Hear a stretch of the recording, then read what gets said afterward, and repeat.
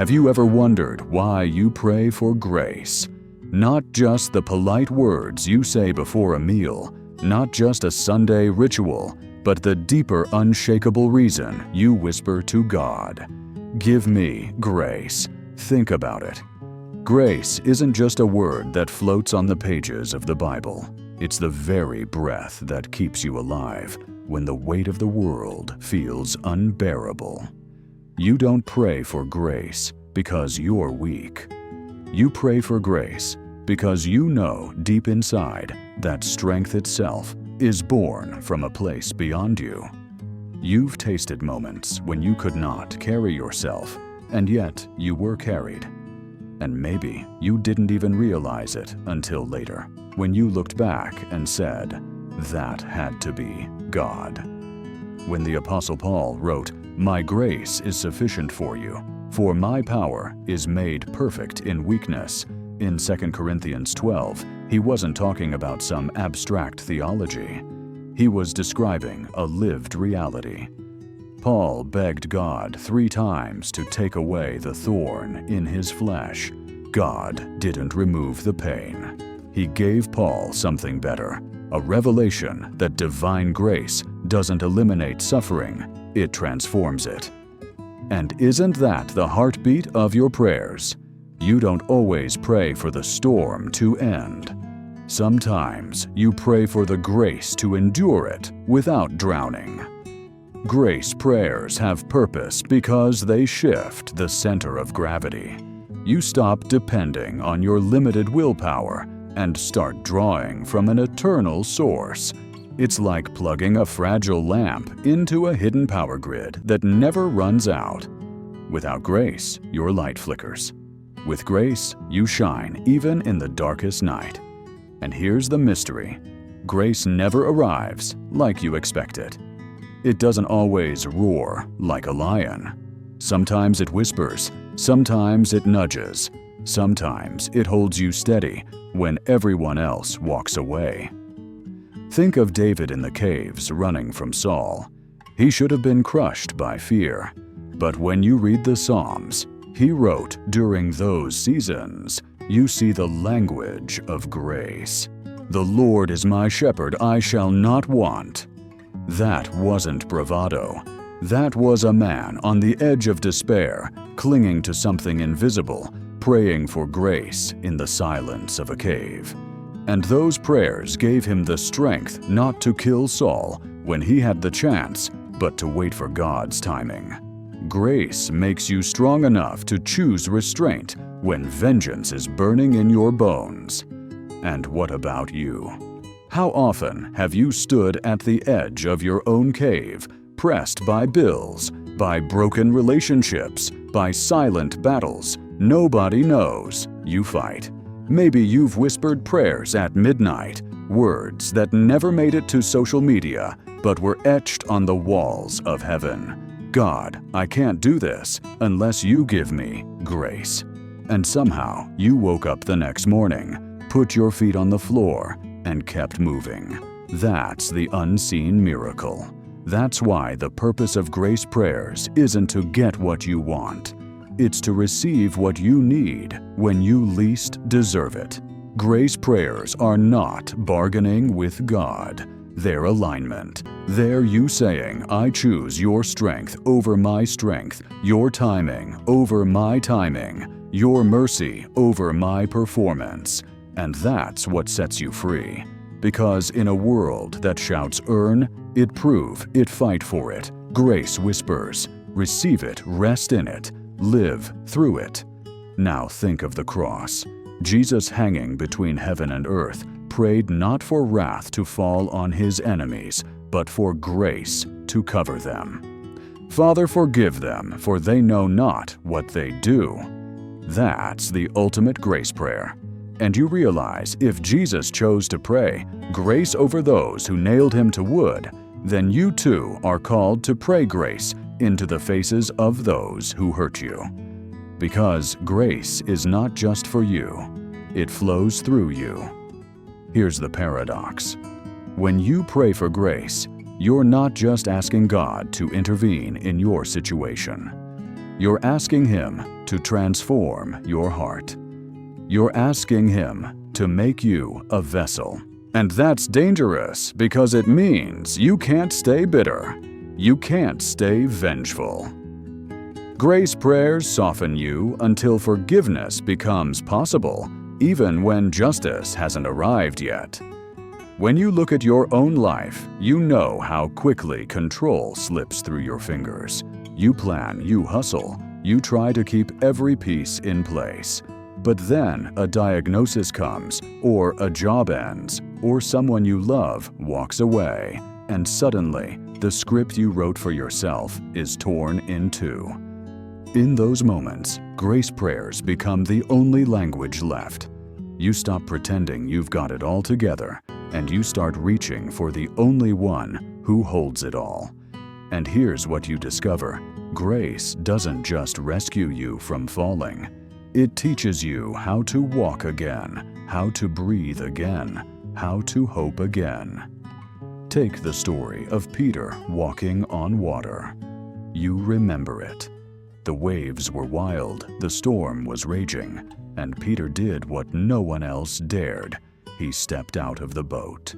For a moment, his eyes locked on Jesus, and he walked. But then fear crept in, and he began to sink.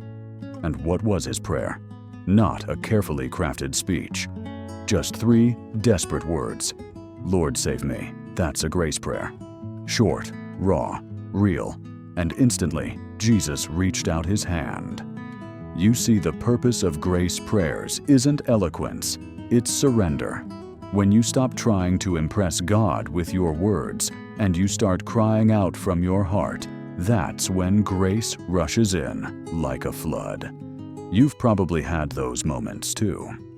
When you didn't have time for poetry, when the tears blurred every line, when all you could say was, God help me. And grace showed up. Maybe it didn't erase the storm, but it kept you from drowning. And that's the beauty. You don't pray for grace because you expect an easy road.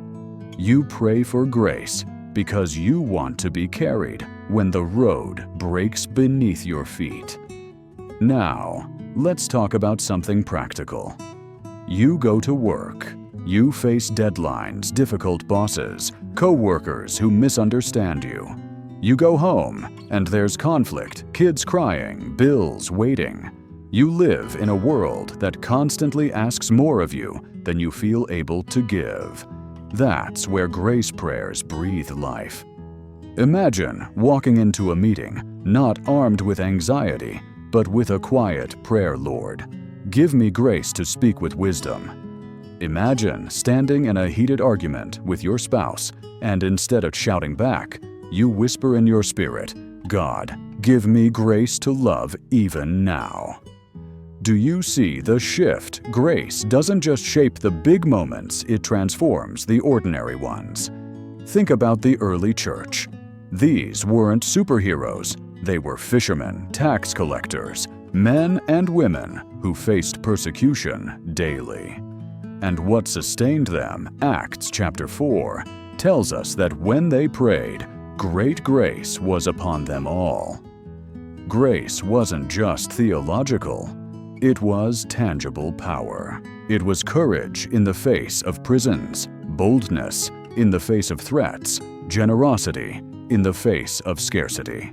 And if grace carried them through empires and executions, it can carry you through a Monday morning or a midnight breakdown. Let's be honest. Sometimes you pray for grace, not because of external storms, but because of the battles inside you.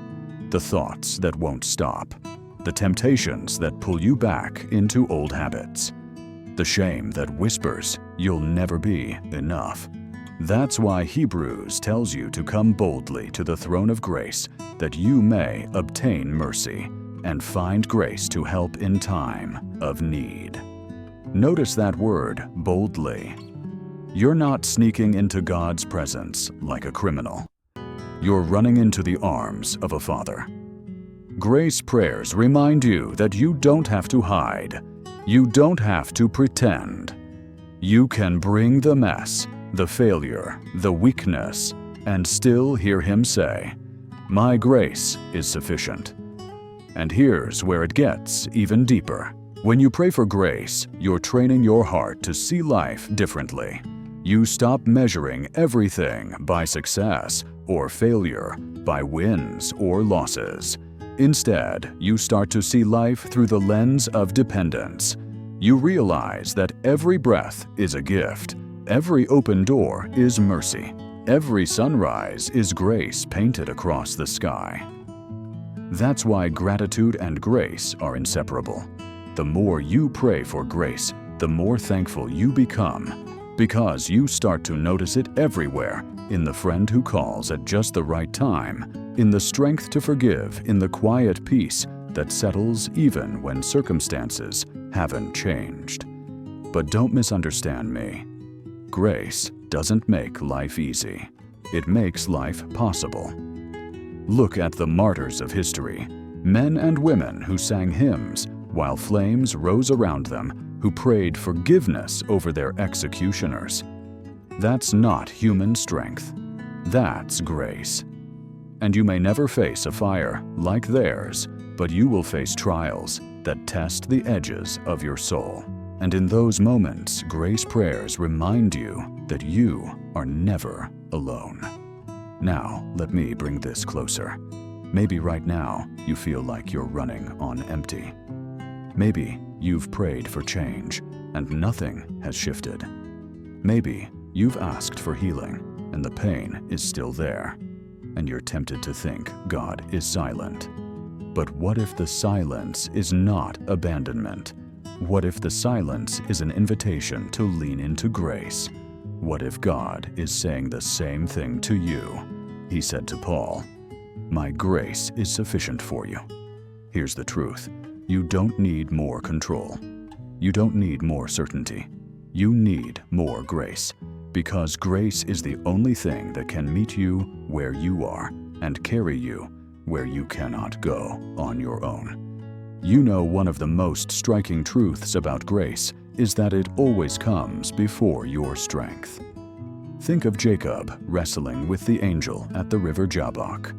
All night he fought, all night he tried to win in his own might. But by dawn he was limping, broken, desperate, and it was there, in the place of weakness, that he received a new name, Israel. Do you see it? Grace doesn't wait for you to be flawless. Grace meets you in your limp. And every time you pray for grace, you're admitting that you can't make it by sheer force of will. You're opening yourself to a transformation deeper than victory. You're opening yourself to identity. And that's what makes grace prayers so powerful. They remind you who you are and whose you are. When you say, "Lord, give me grace," you're not just asking for a temporary boost. You're realigning your whole being with the God who says, "You are mine." And when you live from that place, you stop striving for approval and start resting in acceptance. That changes everything. How you love, how you work, how you respond when life cuts deep. But here's something you need to grasp. Grace prayers are not only about receiving, they're about releasing. You can't truly pray for grace without also being willing to extend it. Think of Stephen, the first martyr. As stones crushed his body, his prayer rose to heaven. "Lord, do not hold this sin against them." That's grace in action. Grace prayed in. Grace poured out. And when Saul, the man who approved of Stephen's death, later encountered Christ, don't you think Stephen's prayer echoed in heaven's courtroom? Your grace prayers might be the very seed that changes someone else's destiny. And in your daily life, that's no less true. Maybe you're praying for grace to forgive a parent who wounded you, or a friend who betrayed you. Maybe you're asking God for grace to be patient with a child who keeps testing your limits, or with a spouse who doesn't see your sacrifices. When you pray those prayers, you're not just surviving the moment, you're shaping the future. Because every time you choose grace over bitterness, you break a chain that could have bound generations. Let me tell you something you might not have thought about. Grace prayers are also about vision.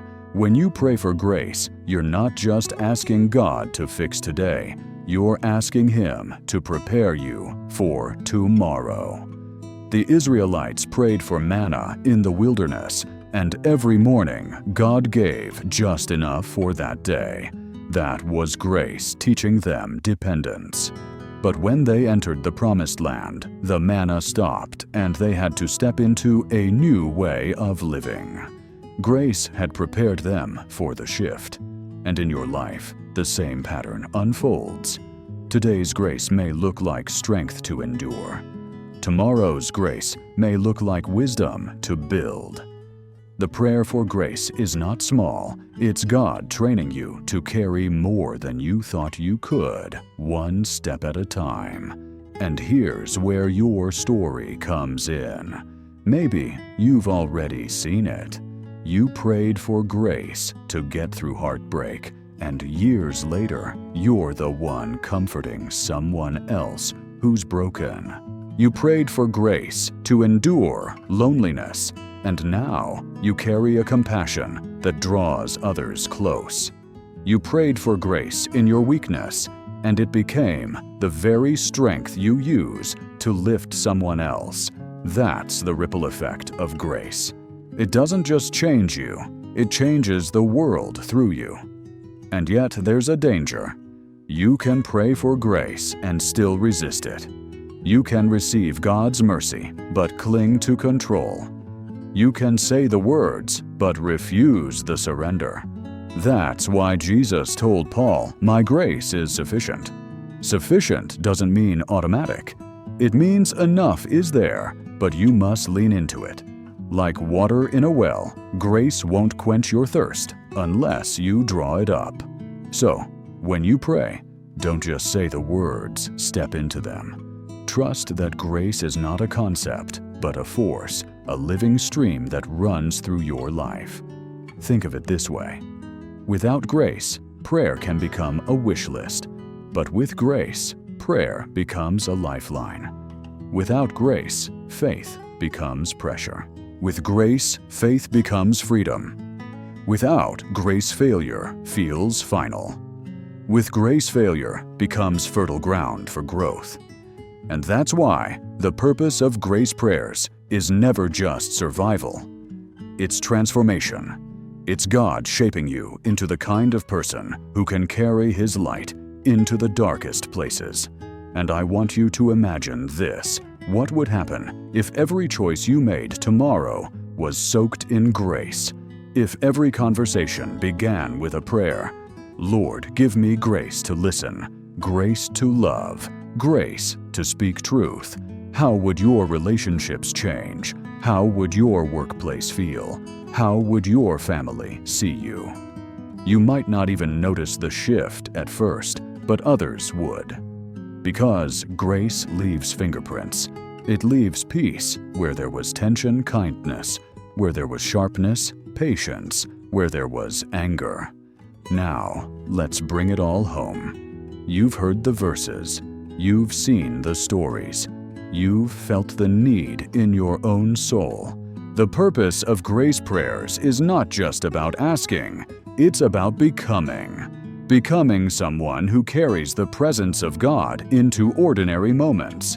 Becoming someone who can stand in weakness and still walk with courage. Becoming someone whose life whispers the same truth Paul heard, "My grace is sufficient for you." So the next time you pray, don't rush through it. Don't treat it like a ritual. Let it be raw. Let it be real. Let it be your lifeline. Say, "Lord, I need your grace today. Grace to forgive, grace to endure, grace to hope." And then watch as His strength carries you where your strength ends. And if this message has stirred something in you, if you felt that tug in your spirit, don't let it pass. Let it shape you. Share this truth with someone who needs it. Subscribe so you don't miss the next word of encouragement. And most of all, take a moment after this video ends, not to scroll, not to move on, but to whisper your own grace prayer. Because that prayer might just be the one that changes everything.